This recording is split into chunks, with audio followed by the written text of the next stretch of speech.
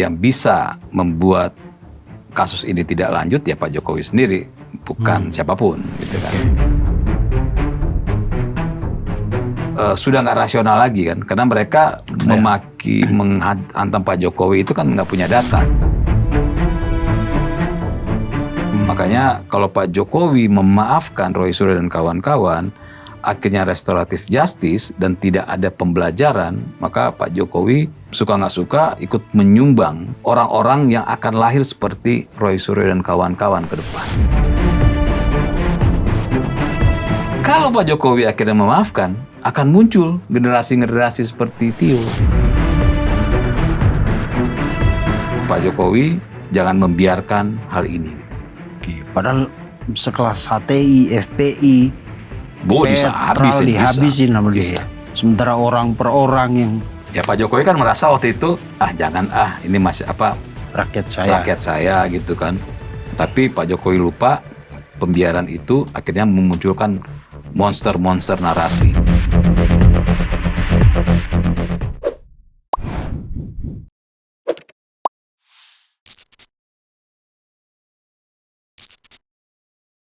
Om, ngobrol lagi kita Om. Ayo. Ini tentang isu yang katanya seksi-seksi. Tentang kasus pencemaran nama baik Pak Jokowi yang udah 1 tahun lebih nggak kelar-kelar ini Om. Ya kan? Lalu sekarang ada tegangan antara lanjut atau tidak, P21 atau tidak. Kalau dari pihak Pak Jokowi kan konsisten harus sampai pengadilan, tapi pihak Roy melalui kuasa hukumnya seperti Refli, Abdul Ghafur, Muhammad Al-Katiri itu mengatakan perkara ini tidak layak sampai di pengadilan atau tidak layak untuk dilanjutkan dengan berbagai alasan dan argumentasi hukum mereka lah. Nah, lalu kita kemudian bertanya, apa yang terjadi kalau perkara ini tidak sampai dilanjutkan ke pengadilan? Kira-kira apa itu? Ya. Seandainya tidak sampai ke pengadilan, apa yang akan terjadi dengan konsekuensinya secara hukum, sosial, politik gitu?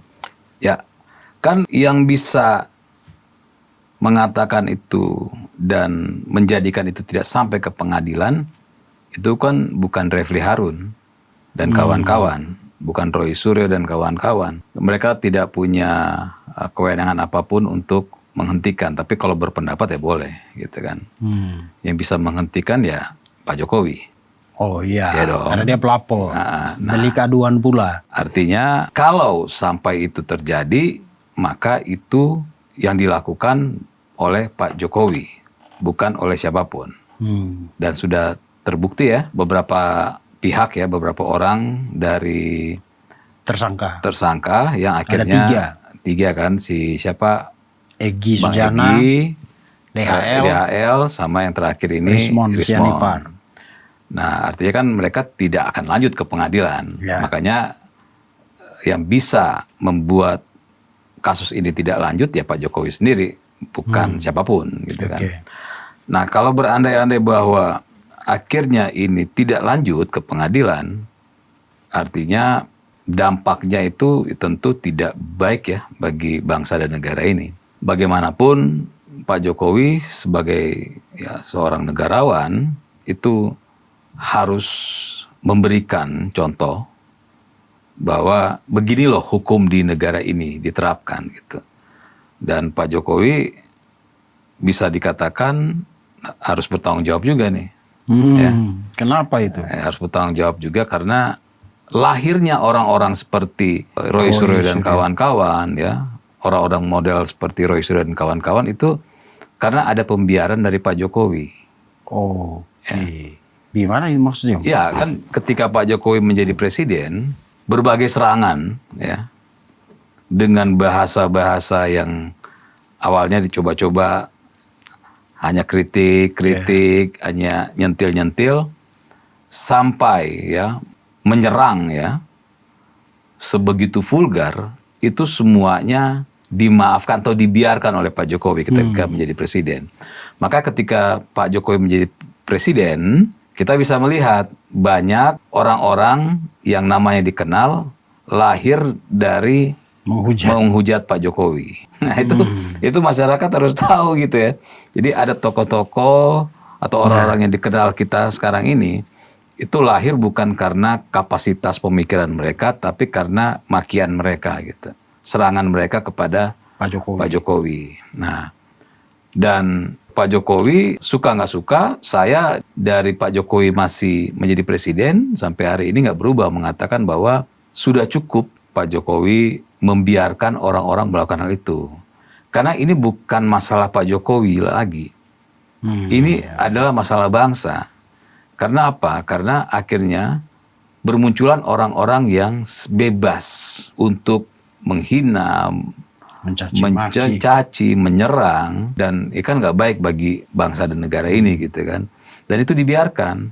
Nah, ketika pernah ada yang bertanya ke saya, apa yang Anda kritik dari 10 tahun Pak Jokowi? Saya jawab, membiarkan orang-orang memaki diri, sehingga itu menimbulkan ya kerusakan. Muncul orang-orang yang akhirnya menganggap, oh untuk bisa terkenal, untuk bisa tampil, mudah kok, tinggal hajar Pak Jokowi, aman gitu. Iya, karena orang-orang seperti Sugikno, Bambang Tri, siapa mereka, nggak ada. Jadi itulah yang saya sesalkan selama 10 tahun Pak Jokowi. Satu yang saya sesalkan itu membiarkan orang-orang memaki, menghina dirinya sehingga orang-orang itu bisa tampil. Dan itu bukan hanya urusan Pak Jokowi tapi urusan bangsa ini. Akhirnya kita dipertontonkan dengan hal-hal seperti itu, menjadi tontonan yang biasa gitu. Nah, makanya saya melihat ini adalah ketika Pak Jokowi mengambil langkah hukum, saya melihat Pak Jokowi mungkin menyadari bahwa oh ini harus ada pembelajaran, nggak boleh gitu seperti ini. Makanya dia akhirnya mengambil langkah hukum dan memproses Roy Suryo dan kawan-kawan. Tapi orang-orang ini terlanjur membatu. Tapi karena sudah di tengah lapangan udah terlanjur gitu kan. Udah kejebak gitu. Itu yang berkali-kali saya katakan, itu sudah kejebak sehingga sudah nggak rasional lagi kan, karena mereka memaki, menghantam Pak Jokowi itu kan nggak punya data. Yang kita udah bahas lama lah soal gini gitu kan. Nah, intinya adalah kalau sampai Pak Jokowi akhirnya memaafkan, gitu. Orang-orang ini yang udah jadi tersangka dan akhirnya tidak lanjut, artinya Pak Jokowi menyumbang ya sesuatu yang tidak baik bagi negara ini. Karena hal itu menjadi hal yang biasa. Akhirnya tidak ada pembelajaran bagi bangsa ini, dan ke depan akan bermunculan orang-orang seperti Roy Suryo dan kawan-kawan lagi. Ya, mereka melihat ada tokoh, ada politisi, yang bisa ada pejabat yang bisa ditunggangi popularitasnya, yang kalau dimaki-maki dia diam aja, akhirnya akan jadi kebiasaan. Nah, ini jangan-jangan Tio itu lahir dari situ juga. Ya memang. Yang sekarang bilang Pak Prabowo bodoh. Jadi gini, apapun ya dari BEM apa segala macam itu ya karena saya mengatakan ada pembiaran karena mereka melihat contoh. Oh ternyata maki-maki pejabat diboleh di negara ini gitu. Oh ternyata bikin hoax atau bikin sesuatu yang ini bisa loh di negara ini. Oh cara untuk bisa untuk terkenal di negara ini mudah kok gitu. Jadi ya seperti itu. Jadi akhirnya kan ya dari pembiaran Pak Jokowi itu lahirnya Roy Suryo, lahirnya si Tio, lahirnya siapa nanti akan lahir seperti itu. Panji. Si Panji gitu kan. Nah, makanya ke depan ini siapapun ya selain Pak Jokowi, para pejabat-pejabat itu jangan ada pembiaran lagi. Tapi kan udah ada undang-undang itu yang perlindungan presiden apa? Iya, tapi presiden. Kan memang kita harus lihat di putusan MK gitu kan bahwa itu harus orang yang tersebut gitu kan yang ini. Jadi mereka berlindung di situ gitu. Jadi harus siapa yang harus melaporkan ya orang yang dihina itu gitu atau yang diserang itu gitu. Nah ini yang menjadi presiden buruk ke depan. Makanya kalau Pak Jokowi memaafkan Roy Suryo dan kawan-kawan, akhirnya restoratif justice dan tidak ada pembelajaran, maka Pak Jokowi suka nggak suka ikut menyumbang orang-orang yang akan lahir seperti Roy Suryo dan kawan-kawan ke depan. Karena apa? Karena cara Pak Jokowi nanti akan diikuti oleh politisi atau tokoh yang ingin dia dilihat, wah sama seperti Pak Jokowi, orang yang wise gitu. Akhirnya ada lagi yang muncul seperti Roy Suryo, maki-maki. Ya, ini terkenal, yang pejabat ini terkenal, yang si maki-maki terkenal, tapi kan rusak jadinya. Orang dipertontonkan dengan hal seperti itu. Gitu. Oke, tapi yang kita lihat memang kalau dalam hal personal gitu ya, serangan-serangan personal kan emang Pak Jokowi itu kayak udahlah anjing menggonggong kafilah berlalu gitu ya. Tapi di sisi lain soal gangguan-gangguan yang dianggap mengancam kestabilan kehidupan berbangsa dan bernegara itu kan beliau tegas banget. Membubarkan Petral, membubarkan HTI, FPI. Iya. Itu kan dilibas habis. Sementara orang-orang yang tadi Om bilang mencaci maki, menghujat, bukan dibiarkan kayak acu tak acu deh terserah lah anjing. Tanpa dia sadari, Pak Jokowi sadari, akhirnya membuat sebuah kebiasaan. Makanya kan saya bilang, saya mengkritik Pak Jokowi. Bahwa dengan dia membiarkan itu, akhirnya dia menciptakan orang-orang baru gitu. Orang-orang yang dalam tanda kutip ya, mengikuti pola yang sama gitu kan. Yang untuk bisa terkenal dengan cara memaki-maki. Nggak ada lagi pendidikan, nggak ada lagi sesuatu yang bisa diambil, pelajaran yang bisa diambil. Coba kita, you name it, siapa? Orang-orang yang terkenal lewat nyerang Pak Jokowi. Ya, Sugiknur, Tifa. Nggak ada isinya kan? Gitu. Karena mereka nggak punya kemampuan secara logika yang sehat, mereka nggak punya kemampuan. Tapi mereka punya keinginan untuk tampil gitu. Nah, jadi Pak Jokowi akhirnya akan menciptakan orang-orang seperti itu nanti kalau malah membiarkan gitu. Menciptakan ada dua loh ya. Menciptakan orang yang memaki-maki, sama menciptakan pejabat atau tokoh yang ingin terlihat wise. Oke, terlihat gitu. Jadi korban. Jadi korban, sehingga itu buat tujuan politik dan segala macam. Tapi kan sekarang ini bukan lagi masalah Pak Jokowi, tapi ini sudah jadi masalah bangsa. Bangsa ini akhirnya dipertontonkan dengan hal seperti itu. Jadi kalau sampai Pak Jokowi memaafkan, ya artinya Pak Jokowi menyumbang hal buruk di negara ini. Oke. Kalau perkara itu dihentikan oleh Pak Jokowi, dalam arti dia memberi RJ untuk semua, tapi kan faktanya sampai sekarang belum. Kalau sampai perkara itu berhenti karena proses penyidikan dianggap tidak cukup bukti atau seperti yang diasumsikan oleh Refli Harun atau diargumentasikan oleh Refli Harun bahwa ini mubazir dan lain, artinya secara hukum itu berhenti, apa efeknya? Ya, efeknya jelas ya. Efeknya jelas akan merusak. Karena mereka seolah mendapat amunisi. Jadi secara hukum itu bahasanya ini, kalau secara hukum itu ada sesuatu yang mereka bisa contoh. Jadi kalau nanti ada kasus yang sama dan diproses gitu jurisprudensi. Ketika ada hal yang sama, mereka akan mengacu pada kasus Roy Suryo. Gitu kan. Nah, ini kan jeleknya. Jadi akhirnya semua orang boleh memaki. Semua orang boleh menyampaikan fitnah tanpa ya fitnah yang ada data lah gitu ya. Atas nama kebebasan berekspresi. Kebebasan berekspresi gitu kan. Jadi rusak negara ini. Kenapa? Oh, boleh kok ya, boleh kok kita ngomong tanpa data. Boleh kok kita menuduh orang seenak-enaknya di ruang publik tanpa data. Boleh kok kita menuduh orang maling, menuduh orang punya ijazah palsu. Akhirnya begitu kan? Akhirnya saya bisa menuduh siapapun di ruang publik. Saya bisa menuduh Mas Vincent maling. Kalau Mas Vincent akhirnya mempidanakan saya gitu, saya lihat lagi, ternyata itu bukan masuk ranah pidana. Roy Suryo dan kawan-kawan bebas gitu, nggak punya data tapi menuduh gitu. Nah, bahaya kan bagi negara ini. Maka saya bilang sebenarnya sih ya Refli dan kawan-kawan itu yang penting bunyi aja. Profesor lo Refli. Ya memang. Gini, jangan berharap kalau ada Refli, ada Ugroseno. Enggak, mereka nggak bisa. Wakapolri. Enggak, mereka nggak punya. Mereka nggak punya kemampuan untuk membela kliennya. Karena udah apa aja jadinya mereka sampaikan. Udah semana-mana lah gitu kan. Karena kalau orang yang fokus itu tahu kliennya nggak salah, itu nggak berubah-ubah ucapannya. Tetap di situ aja gitu kan. Tapi kalau sudah kemana-mana ya udah jelas bahwa ini sudah serampangan lah. Yang penting bunyi aja. Jadi yang penting kelihatan kerja lah. Nah, balik lagi, kita cuma berharap agar Pak Jokowi tidak memaafkan. Karena ketika Pak Jokowi memaafkan, saya sudah mengatakan Pak Jokowi sudah membuat sebuah kesalahan, maka Pak Jokowi harus membereskan masalah itu. Kesalahannya adalah menciptakan orang-orang seperti Roy Suryo, maka dia harus juga membereskan masalah itu gitu. Oke, jadi kalau sekarang beliau melaporkan mereka itu terlambat tuh.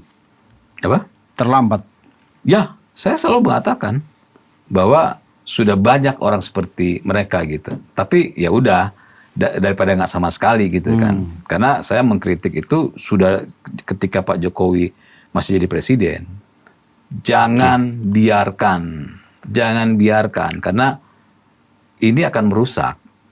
Memang bagi Pak Jokowi terlihat ya secara ini wah benar dia seorang yang negarawan dan kita tahu lah Pak Jokowi tentu merasa udah ini kan rakyat saya gitu kan. Ya Tapi itu kan salah satu. tapi dia lupa. Pak Jokowi lupa efek dari kewaisannya itu ternyata berdampak buruk. Jadi kayak seorang bapak gitu ya. Seorang bapak Kalau tapi anaknya badung dibiarin terus. Itu yang terjadi ke Pak Jokowi. Ngejek bapaknya di depan banyak orang dibiarin. Ini anak saya gitu. Itu yang terjadi sama Pak Jokowi. Jadi Pak Jokowi jangan juga akhirnya sudah menyadari terus akhirnya memaafkan. Itu akan menimbulkan kerusakan ke depan gitu. Oke.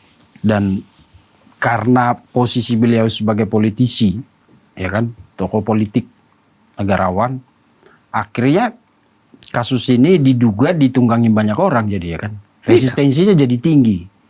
Di satu sisi ada Roy mereka yang tadi lahir dari kondisi boleh dibilang quote and quote pembiaran Pak Jokowi semasa dia menjadi presiden. Begitu dia turun mau memberikan pelajaran, udah banyak orang yang masuk di situ. Jadi agak jadi sulit sekarang gitu. Ya makanya Pak Jokowi harus pakai kacamata kuda, tidak perlu mendengarkan pandangan politisi yang lain atau serangan dari politisi yang lain. Bisa aja mereka akan menyerang Pak Jokowi yang seorang politisi kan. Wah Pak Jokowi kok tega gitu misalnya gitu kan. Seorang negarawan kok begitu gitu kan. Pak Jokowi abaikan hal seperti itu. Ya, abaikan kacamata kuda, tutup telinga. Tetap fokus bahwa ini buat pembelajaran. Karena bagi Pak Jokowi kan nggak ada untungnya. Dia nggak masuk sama masuk, nggak ada untungnya. Misalnya Roy Suryo nggak masuk penjara, sama Roy Suryo masuk penjara, nggak mempengaruhi apapun terhadap kredibilitas Pak Jokowi gitu kan. Tapi yang kita bicarakan adalah urusan negara, urusan bangsa gitu. Maka kalau sampai dimaafkan, maka akan ada Roy Suryo yang lain melakukan hal itu gitu. Dan Roy Suryo semakin tegak kepalanya gitu kan. Ini loh gitu kan. Nah ini bisa panjang kemana-mana gitu. Seorang presiden, mantan presiden aja bisa digoreng-goreng sama mereka. Nah ini yang nggak ini. Makanya kenapa saya bilang kenapa orang-orang seperti Roy Suryo dan kawan-kawan tidak berani menyerang ya Pak Prabowo sekeras seperti ke Pak Jokowi. Kenapa tidak menyerang anggota dewan sekeras seperti ke Pak Jokowi? Kenapa tidak menyerang menteri sekeras seperti Pak Jokowi? Karena mereka tahu kalau nyerang Pak Jokowi mudah terkenal dan aman. Coba kalau nyerang anggota dewan, coba nyerang menteri. Dari awal-awal mereka udah dipidanain gitu. Tapi kan. Berarti Roy Suryo udah punya titisannya, Tio Ardianto. Ya itu. Karena serangan Tio itu menurut gue agak sadis juga sih Om. Ya kembaran. Terakhir dibilang Pak Prabowo itu NPD. Ya kan makanya. Itu udah personal banget menurut saya. Gini. SPPG Satuan Penjilat Prabowo Gibran. Oke lah. Ada ilmunya nggak itu? Nggak ada kan? Nggak ada. Menjeplak aja. Iya nggak gini. Dari kemunculan kan selalu kontroversi kan. Roy Suryo pun begitu. Anak ini pun begitu. Dia nggak punya ilmu untuk bicara mengkritik, nggak punya sama sekali. Kan awal muncul kan maling berkedok gizi. MBG. Maling berkedok gizi. Sekarang SPPG apa? Satuan Penjilat Prabowo Gibran. Ya, jadi hanya begitu aja gitu. Jadi ilmunya punya, hanya kontroversi aja, bikin kepanjangan buat ngejelekin kan. Tapi nggak ada isinya gitu. Dan memang yang begitu itu yang memang yang berani malu lah gitu ya. Ya memang orang-orang yang nggak punya kemampuan ilmu. Ya Roy Suryo dan kawan-kawan nggak punya kemampuan ilmu yang lebih untuk soal urusan negara kan. Ya mereka bicara hal-hal yang seperti itu gitu, menyerang personal. Terus siapa lagi? Misalnya ada tokoh-tokoh mahasiswa yang timbul tenggelam. Iya. Ada nggak isinya yang mereka sampaikan? Nggak ada. Isinya ya begitu gitu kan. Termasuk yang terakhir si Tio gitu kan. Mainnya main plesetan akronim. plesetan kan. Ya kan kayak komedian jadinya kan. Tapi nggak ada isinya. Makanya jelek ke depan orang akhirnya bisa memaki-maki, menghina ya sebuah program, menghina pimpinan, tidak lagi substansi, tapi sudah di luar dari substansi. Cuma untuk memberikan makan bagi para pembenci kan. Itu kan memberi makan pada pembenci gitu kan. Dengan makian-makian yang nggak jelas seperti itu. Isinya nggak ada. Nah, kalau Pak Jokowi akhirnya memaafkan, akan muncul generasi-generasi seperti Tio. Ya. Generasi-generasi seperti Roy Suryo dan kawan-kawan. Bukan ke orangnya ya, tapi konten-konten, narasi-narasi akan seperti si Roy sama Tio gitu. Narasi-narasi seperti itu nanti. Batasan netis udah nggak akan ada. Sudah nggak tipis lagi. Nggak akan.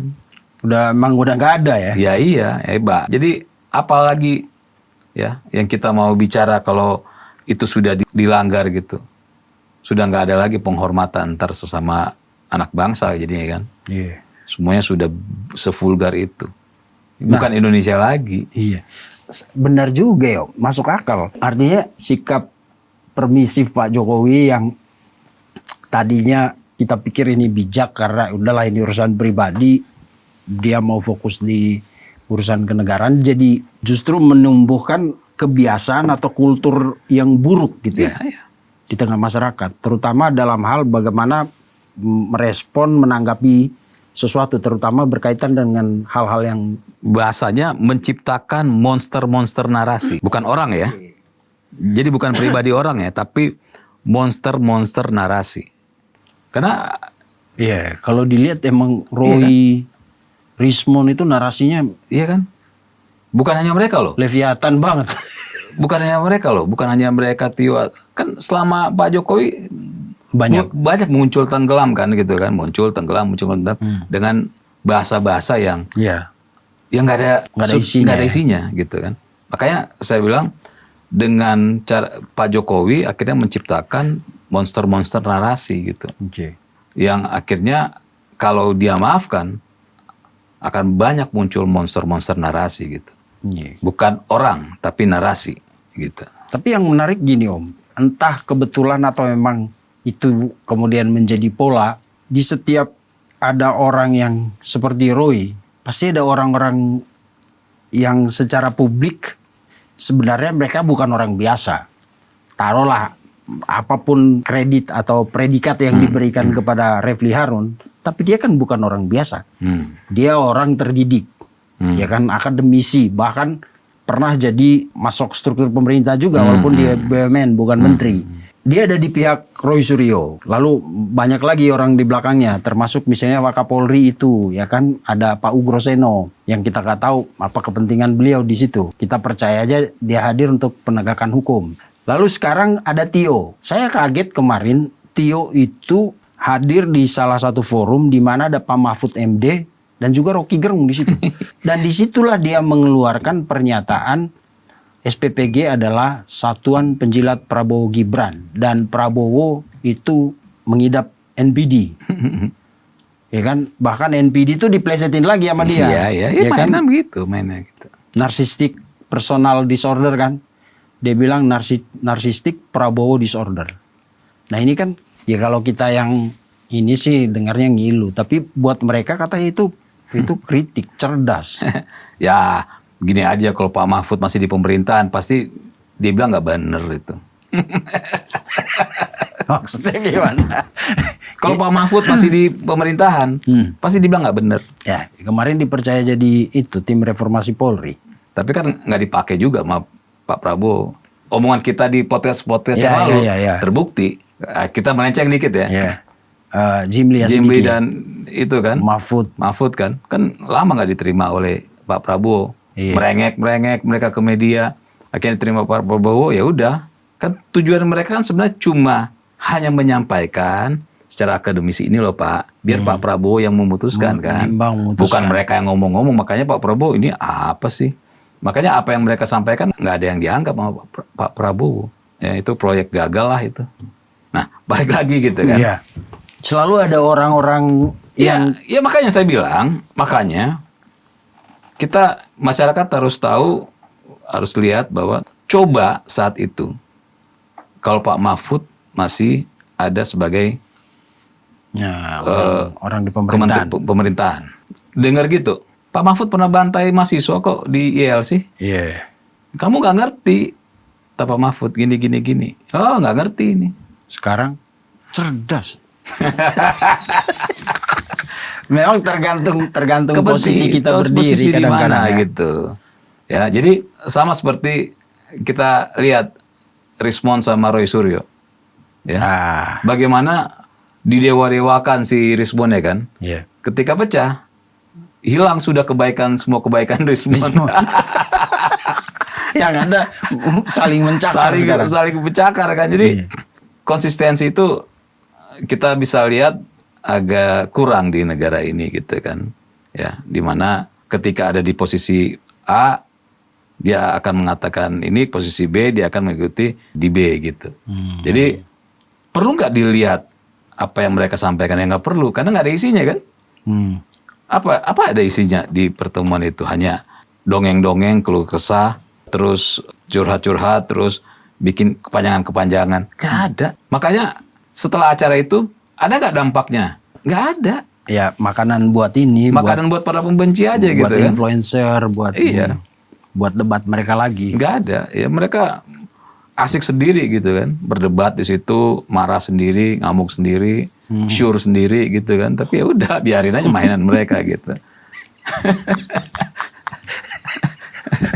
Karena mereka itu lahir bukan dari kapasitas mereka, kemampuan mereka yang mereka lahir dari situ, tapi mereka lahir karena sesuatu yang bombastis ya. Ya sebenarnya itu bagian dari sikap narsistik kan. Iya. Membuat sesuatu sehingga orang tertarik ke. Iya. Tapi jadi kan yang NPD sebenarnya Tio itu kayaknya. Gini, boleh membuat sebuah pernyataan, kan pernyataan ke publik itu kan tujuannya agar supaya dilihat publik kan. Iya. Tapi ada yang tidak punya kemampuan, tapi dia ingin tampil, caranya cuma ya udah bikin kontroversi, maki sekalian gitu. Kan begitu kan, secara hitungan kan begitu nih. Yeah. Kalau kayak artis-artis dia tidak punya kemampuan acting, dia bikin sensasi. Sama kayak di politik, kayak si Tio. Dia nggak punya kemampuan secara akademis, maka sensasi. Rocky Gerung dia nggak punya kemampuan secara akademis, maka yang dibuat sensasi. Kaget kan? Memang nggak punya kemampuan. Rocky. Wah, filsuf itu. Enggak. Dia bicara sesuatu yang orang gak mengerti. Emang benar, saya berkali-kali bertemu dia gitu. Jadi dia gak punya ilmu. Dia menceritakan sesuatu yang tidak bisa dipahami dalam konteks orang tertentu ya. Dan dia pun gak memahaminya. Wah, masa sih? Dia gak memahaminya. I know. Kenapa dia nggak dikasih? Gawat ini. Serius. No party kata orang. Ya karena memang jualannya kan harus kontroversi. TV kan jualan kontroversi, nggak ada ilmunya. Sorry, gue masih gak tahu kan. Makanya kita bikin OTT supaya ada ilmunya. Jadi Rocky menyampaikan sesuatu yang orang tidak mengerti, bahkan dia sendiri tidak mengerti. Ya. Ini bukan sindiran, ini fakta. Ini fakta. Tapi kenapa begitu banyak orang mengagumi orang-orang kayak Karena orang itu mengagumi agar supaya mereka terlihat keren. Padahal mereka tidak mengerti juga. Mereka nggak mengerti. Coba ya, kita ini masyarakat harus tahu nih. Yang kita jangan jauh-jauh melihat buktinya itu, lihat di media sosial. Kalau misalnya nih ada video saya tuh, sekarang masih ada tuh berkembang ketika dengan Rocky gitu. Di mana Rocky menganggap Pancasila itu bisa diubah, ya. Tapi dia nggak bisa mempertanggungjawabkan apa yang dia umumkan. Lalu kalau ada yang melanggar Pancasila, maka yang salah Pancasila, bukan orang yang melanggar. Nggak, itu fakta. Jadi saya scrolling itu, masih ketemu tuh video itu. Ya. Jadi kalau ada ajaran agama dilanggar oleh orang, maka yang salah agamanya. Apa kalau ada orang yang tidak menjalankan Pancasila dan melanggar Pancasila, maka Pancasilanya yang salah. Rocky Gerung sudah terjebak di situ waktu sama saya kan. Dia nggak bisa kemana-mana. Karena dia lari kemana-mana saya nggak tanggapin gitu kan. Akhirnya dia mengamini bahwa kalau orang melanggar Pancasila maka Pancasilanya yang salah. Coba lihat komentar-komentarnya. Tidak ada satupun yang pendukung Rocky Gerung itu bisa menjelaskan apa maksud Rocky Gerung. Tapi mereka bela Rocky Gerung, ya, maki-maki, nyerang pribadi, maki-maki aja isinya. Artinya apa? Orang yang pro Rocky Gerung, mereka nggak tahu apa yang diomongin Rocky Gerung. Yang penting kalau gua pro Rocky Gerung, gua keren. Nah, Rocky Gerung menyadari hal itu, maka dia menciptakan bahasa-bahasa yang aneh-aneh agar terlihat keren. Jadi kedunguan sebenarnya itu ada di lingkaran Rocky Gerung. Memang, makanya waktu debat saya bilang lu yang dungu gitu kan. Karena dia nggak mengerti. Bang Rocky, Bung, kita beberapa kali mengundang Anda. Kayak seru tuh kalau kita bahas di sini, bicara ngobrol gitu ya. Rocky Gerung pengecut. Berkali-kali gua WA dia di kasus yang berbeda. Gue bilang fight, bukan pukul-pukulan. Fight pemikiran ya. Ayo kita live. Jawabannya ini bukan WA Rocky Gerung, ini timnya. Oh gitu. Ya lu bilang sama Rocky, nggak berani sampai sekarang. Karena Rocky tahu kalau berhadapan sama saya, dia nggak bisa bersilat lidah. Oh, nggak bisa beretorika, muter-muter gitu ya. Ngambil referensi buku si A, buku si B, buku ini gitu. Kalau di tempat kuliah kita dulu, Om, kalau orang yang terlalu banyak berdasarkan buku ini pendapat, kita selalu bilang lu pemikir catatan kaki. Ya iya. Sekarang nih saya pernah cerita belum? Jadi berapa tahun lalu lah ya, ada di sebuah yang Rocky minta dihajar gitu. Oh enggak, kalau itu iya. Kalau itu lain lagi. Kalau dulu pernah Rocky sudah tenggelam minta tolong saya untuk bantuin gua dong, lu serang gua. Itu pernah. Dan itu biasa ya, di TV itu biasa. Untuk saling bantu temen itu biasa. Cuma kalau gua nggak pernah minta tolong orang. Itu drama belakang layar gitu ya. Itu biasa. Skenario tapi ini ada nih, Mas Vincent. Ini jadi ada di sebuah proyek ya, dulu ada proyek pemerintahan. Kalau zaman itu ada pimpinan proyek yang orang pemerintahan. Dia tuh nggak ngerti. Saya tahu dari bahasanya dia nggak ngerti apa yang barang-barang proyek ini gitu. Suatu saat dalam pemeriksaan tim saya kasih kan, ini Pak, supaya dia terlihat hebat, dia mengatakan ini apa spek apa ini, gitu kan? Ini spek apa nih? Tim saya jelasin A, B, C gini. Dia kan pengen terlihat hebat nih kan. Lalu dia bilang, apa yang main begini? Ini saya ini mengerti gini-ginian. Tapi saya tahu ini orang, dia pengen terlihat hebat di kumpulannya kan. Saya bilang sama tim saya, sebentar, yang mana Pak? Ini apa? Saya bilang, ini spek tipe ZR5. Saya nggak tahu ZR5 itu apa. Om jadi ngarang, ngejebak lagi. Sesuai dengan yang disampaikan Bapak tadi. Kita klop Pak. Sebelum Bapak ini kita udah tahu keinginan Bapak. Gue puji dia, kata dia, ini baru bener. tipe yang masih ada di awang-awang. Saya asal ngomong, udahannya, tanda tangan, nah bagus begitu, keren. Gue paham katanya, kita puji aja dia. Oke. Nah saya Pas jadi pulang, tim saya tanya, ZR5 itu apa? Gak ada, saya bilang. Yang penting terlihat keren dan dia seneng. Oke. Nah ini yang terjadi di dunia politik kita. Rocky, Tio, siapapun ya, yang kalau retorikanya kemana-mana, itu mereka menghindar dari substansi agar supaya mereka tidak kalah dalam berpendapat dan tetap terlihat keren. Makanya kalau mau lihat ya, coba nih masyarakat lihat deh, ada Rocky Gerung, atau siapapun, lihat komentar-komentar pembelanya. Tidak ada satupun yang mengerti apa yang disampaikan. Artinya mereka berkomentar tidak pada substansi pernyataan Roy. Ya. Makanya yang terkenal dari Rocky Gerung apa? Dungu. Dungu. Itu yang dijual terus kan. Nah, gue jadi cerita Om, saya jadi ingat ada satu stand up komedian. Dia bilang dia pernah itu disuruh roasting Rocky Gerung. Jadi dia kritik lah Rocky Gerung di situ dan dia bilang Rocky Gerung itu dungu. Lalu dimarahin sama Rocky. Ini cerita stand up komedian ya. Dimarahin sama Rocky. Salah kamu begini gitu. Coba kamu bikin ini lagi, bikin kritik lagi depan saya. Lalu dia bilang, saya kritik Jokowi, salah semua Jokowi. Wah, kata Rocky, nah itu baru kritik bagus. Stand up komedian itu bilang gini. Jadi di mata Rocky itu kalau pintar itu berarti maki-maki Jokowi. Nah, balik lagi, ini kan circle yang tadi ya, sikap yang tadi menurut Pak Jokowi bijak, ternyata ini sebuah permisif sikap permisif kan, yang akhirnya ya timbullah orang seperti Roy, Tio Ardianto, terus siapa lagi mungkin Panji atau banyak orang yang merasa ya maki-maki biasa aja. Yang penting kan menurut keyakinan saya. Iya kan, menurut keyakinan saya. Padahal itu salah gitu. Salah. Makanya, lihat nggak?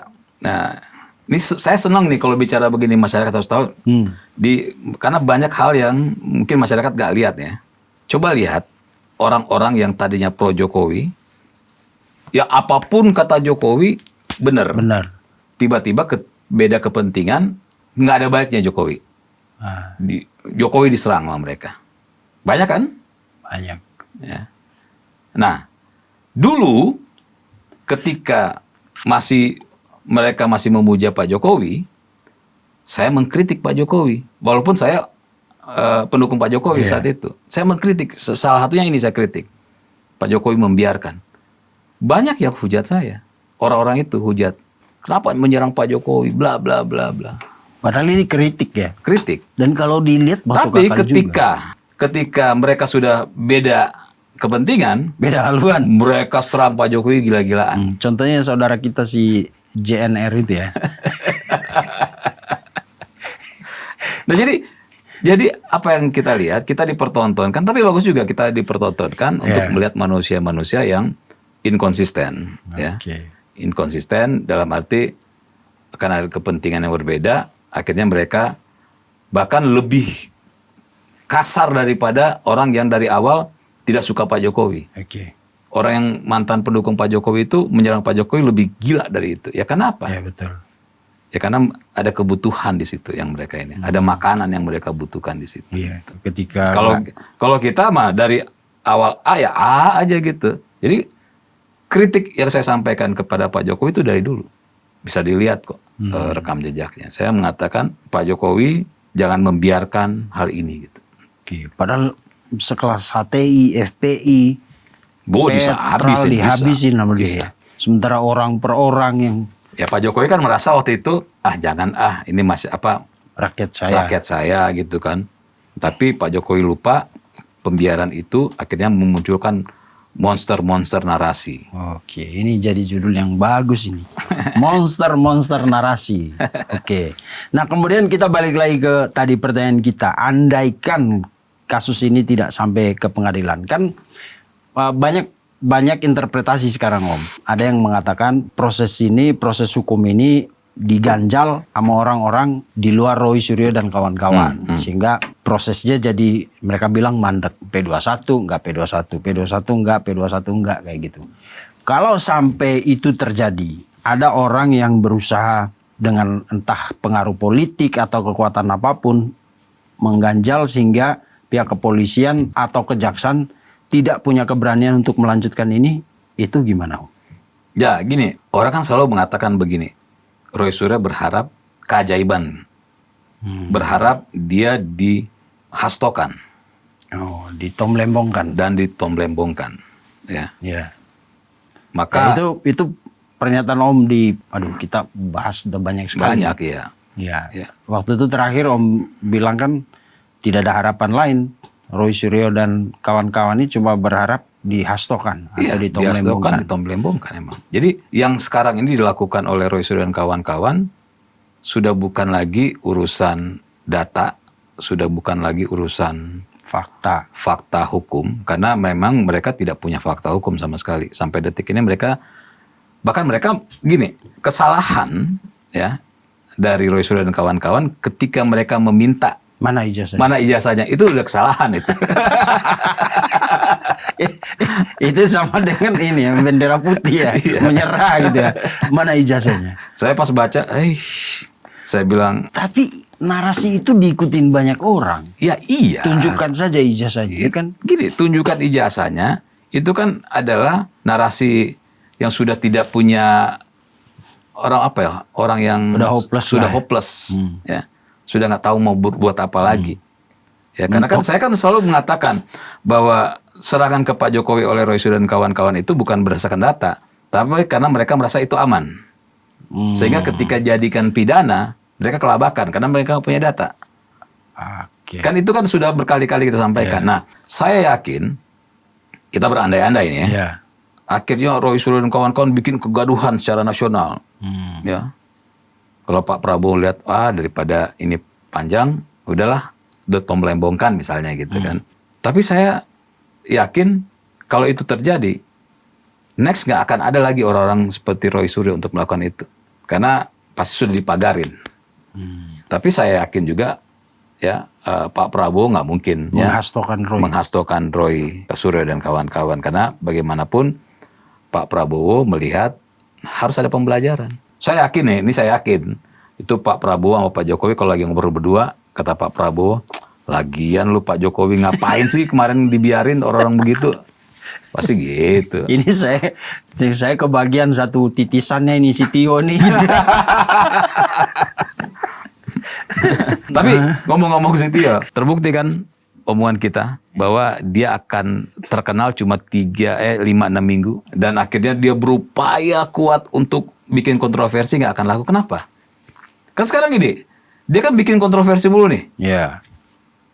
Naiknya kayak dulu nggak? Nggak. Ya kenapa? Karena udah nggak ada yang endorse. Jadi dia mau bikin kegilaan apapun itu tidak akan sama seperti waktu itu. Maling berkedok gizi. Karena ketika itu ada yang endorse dia, walaupun dia nggak sadarin. Dia pikir dia hebat. Enggak. Ada yang diayain untuk. Ada kekuatan tak kasat mata yang mendorong dia gitu ya. Yang bikin agar supaya dia terkenal. Dia pikir dia pahlawan. Dia pikir dia hebat. Enggak. Nah sekarang dia susah tidur nih. Itu yang saya bilang. Kasihan nih orang-orang yang mengaku aktivis. Ya, BEM kan silih berganti nih BEM. Sekarang mereka itu power syndrome. Post power syndrome. Mereka merasa dulu dielu-elukan. Dulu terkenal. Tio kan udah diganti. Ya. Terus sekarang mereka ngomong apa aja biasa aja udah. Makanya ini si Tio lagi berupaya keras agar supaya dia tetap terkenal. Tapi nggak bisa.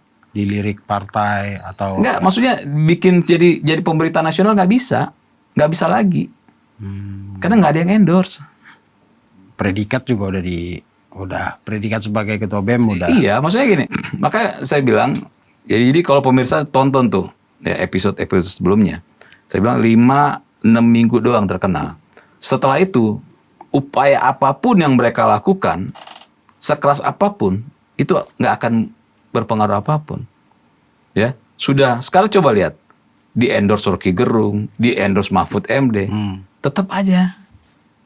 Karena Rocky Gerung dan Mahfud MD nggak punya uang besar untuk mengendorse gitu, ya di media sosial. Ini kan terkenal kan ada endorse, sampai akhirnya terkenal. Setelah itu enggak. Lama-lama capek nih. Jadi dia lagi dalam, gue kasihan dalam kondisi. Gue harus berjuang agar tetap nama gue ada gitu. Tapi kan dia nggak punya ilmu nih. Yang dia bikin cuma dagelan, kepanjangan-kepanjangan kan. Pengulangan-pengulangan yang endorse juga apa sih? Cari lagi ayam broiler yang baru gitu kan. Ya kan mereka kan ayam broiler nih, ayam potong semua nih. Ya emang bener. 6 bulan dibawa ke tempat pembantaian. 5 minggu bawa pembantaian. Sekarang yang endorse itu lagi nyari tokoh baru. Yang ini udah Udah dipotong. Ini benar loh. Ini yang saya sampaikan ini bukan sinis ya. Saya nggak pernah mau sinis sama orang. Tapi saya menyampaikan fakta karena saya sudah berkali-kali berhadapan dengan BEM-BEMan gitu. Berhadapan dengan BEM yang dari zaman dulu sampai sekarang itu begitu. Ya, kayak kuda Belanda kenceng pertama terus hilang gitu. Kuda Belanda begitu ya. Iya. Nggak kayak kuda Sumba. Kuda Sumba itu Kuda Sumba endorse-nya ada terus. Kalau ini endorse-nya sebentar doang, 5-6 minggu. Makanya kalau mereka itu bukan kuda, ayam potong. Serius saya bilang. Nggak, ini ayam broiler. Ini terlihat 6 bulan dipotong. terlihat 6 bulan. bercanda serius, tapi emang fakta. Ya, coba kalau masyarakat lihat tuh video-video saya dengan BEM-BEM sebelumnya gitu kan, hilang semua itu, isi kepalanya nggak ada. Tapi terkenal. Sama terakhir ini gitu kan. Si Tio ini. Gitu ya. Isi kepalanya nggak ada tapi terkenal. Tapi sekarang nggak terkenal. Dia lagi pas power syndrome, lagi berupaya keras, hantam sana hantam sini agar supaya dilirik gitu kan. Oke, nabrak gajah biar jadi jerapah. Nggak bisa, nggak bisa. Nggak kelihatan juga. Oke, terima kasih Om Teddy. Soal ini memang tadi poinnya adalah kadang-kadang tujuan kita baik itu hasilnya tidak selalu baik. Tidak selalu baik. Itu ya setuju kan? itu. Seperti Pak Jokowi sebenarnya dia niatnya baik, ngapain sih saya presiden harus menghajar rakyat sendiri. Kalau ada kelompok yang kelihatan mau menghancurkan negara, baru saya maju. Makanya saya gini, walaupun waktu zaman Pak Jokowi saya bertentangan dengan Pak SBY, tapi saya puji Pak SBY. Pak SBY ya, ketika dia dihina, diserang, dia laporkan kan waktu dia jadi presiden. Gitu. Yang kemudian dibilang presiden. Sehingga nggak muncul lagi orang-orang seperti itu. Zaman Pak SBY mana berani. Sekarang kalau hal itu dilakukan Pak Prabowo, nanti aktivis-aktivis bilang ini pembungkaman. Nah, jangan peduli aktivis-aktivisan itu. Saya selalu mengatakan saat ini bukan aktivis, tapi pakai aktivis-aktivisan. Itu sama kayak mobil-mobilan. Rasa gede padahal didorong pakai tangan gitu. Pakai baterai. Bukan kayak mobil listrik. Jadi kalau ada yang bilang ngaku aktivis sekarang, tambahan aktivis-aktivisan. Oke. Ya. Karena yang mereka ucapkan itu nggak ada isinya. Sama kayak jadi mobil-mobilan, dorong-dorong, main-mainan gitu. Zing, mentok tembok. Ini bukan siris ya, ini fakta saya sampaikan. Ya oke, begitulah. Ya, terima kasih Om Teddy. Pemirsa, memang seperti tadi kita bilang, kadang-kadang tujuan baik itu hasilnya tidak selalu baik, ya kan? Kalau kepala negara itu kita anggap sebagai seorang bapak, kadang-kadang anak yang badung itu perlu dikasih rotan juga ya, kayak orang tua kita zaman dulu.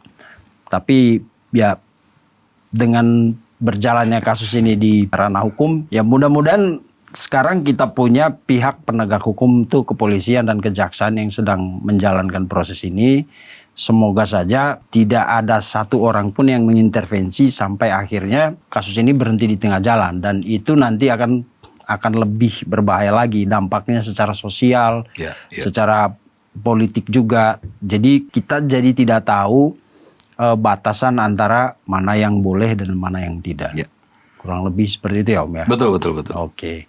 Terima kasih, tunggu obrolan kita di episode-episode selanjutnya, pemirsa. Pasti kita pengen ekspresi mengedepankan estetika. jelas tadi mendengarkan.